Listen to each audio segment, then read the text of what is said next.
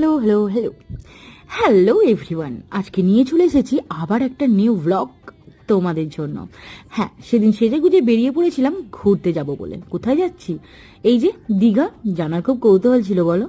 হ্যাঁ, তাই দেখিয়ে দিলাম।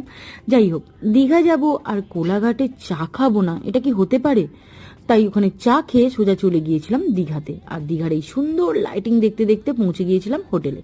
আর হোটেলে পৌঁছানো মাত্রই মা ছেলে প্রায় ক্লান্ত, তাই একটু সোফাতে বসে আরাম করে নিয়ে চলে গেলাম লিফটে করে বড়লোকের চাল দেখাতে দেখাতে রুমেতে।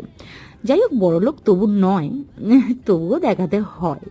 যাই হোক, তোমাদেরকে এবার রুমের ডিটেলসটা দিই। এইটা আমাদের একদিনের জন্য নেওয়া ছিল, মানে জাস্ট রাতটা কাটানোর জন্য। পরের দিনকে আমাদের রুম চেঞ্জ হয়ে যাওয়ার কথা ছিল। নো ডাউট রুমটা বেশ সুন্দর ছিল, আমার তো ভীষণ ভালো লেগেছে। তোমাদেরকে পরের ভিডিওতে সব ডিটেলস দিয়ে দেবো। আজকের জন্য বাই।